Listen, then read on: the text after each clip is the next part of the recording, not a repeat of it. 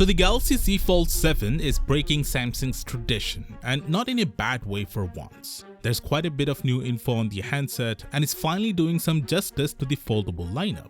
Let's get into it. What's up guys, Sal here. So you might have heard that Google's pushing up Android 16's release to Q2 this year. That's months earlier than usual. And since Samsung's One UI rides on top of Android, they've gotta keep the pace. Enter the Z Fold 7, the first Samsung device confirmed to ship with Android 16 and One UI 8 right out of the box. That's right, One UI 8 is making its debut not with the S series but with a Fold. 3 months from now, the Z Fold 7 will have One UI 8, while most of Samsung's current flagships are still crawling to get their One UI 7 updates. This confirmation comes via a Geekbench listing that shows the Z Fold 7 running Android 16 and powered by the Snapdragon 8 Elite.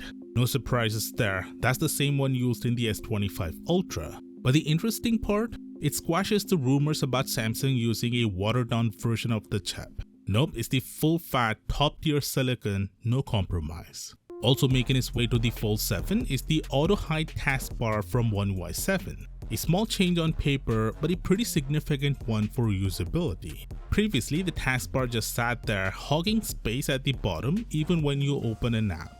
Now it disappears when you launch an app, giving you that full immersive display. You can bring it back by swiping up gently from the bottom. It's smoother, cleaner, and honestly should have been there ages ago. Now here's where Samsung kinda drops the ball.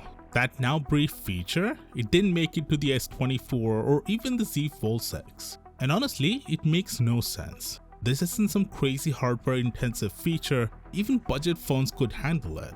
But for some reason, Samsung kept it exclusive. Maybe just to make the Z Fold 7 and S25 feel more special. Either way, it's not a huge loss yet since the feature isn't that impressive in its current form. But what is a loss is the new gallery search. That one's actually useful. You can type dog at the beach and it will pull those exact photos. But no, not coming to older devices either. And again, no good reason why. The S24 and Fold 6 have more than enough power for it. It's just Samsung playing the exclusivity game, and this time it's genuinely disappointing. Now back to the Z Fold 7, it's a major upgrade this time. For once, we're not talking about the usual minor tweaks. Samsung's addressing the stuff people have been complaining about for years. Bigger displays? Check. The Fold 7 is rumored to have an 8-inch inner display and a 6.5-inch outer screen, both noticeably larger than before. Although some leakers like OnLeaks claim the inner screen is 8.2 inches, while others stick with 8-inch flat.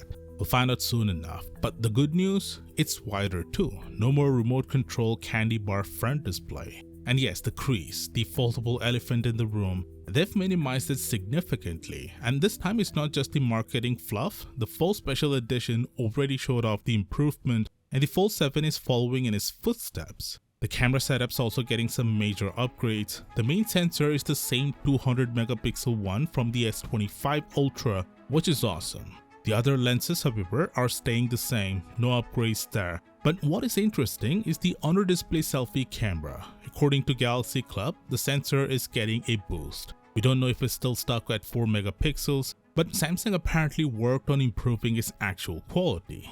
Now here's the catch, the camera bump is noticeably bigger this time around. But here's why I'm okay with it, the phone itself is thinner, way thinner. We're talking just 4.5mm when unfolded, and 9.5mm folded. That's a pretty dramatic reduction compared to the Fold 6 and even thinner than the Fold Special Edition in South Korea. I'll take a little camera bulge in exchange for a sleeker profile. And there's more. The Z Fold 7 is also said to be getting better speakers, a larger vapor chamber for thermal management, and a redesigned S Pen. Unfortunately, still no S Pen slot in the handset. Now, the one thing that still irks me, the battery. It's still 4400 mAh, and let's be honest, that's just not enough for a foldable of this size, especially when you're coming from an S Ultra phone with better battery endurance. But to be fair, the Fold Special Edition managed to match the Fold 6 in battery life despite being larger, so I'm hopeful Samsung has optimized things behind the scenes.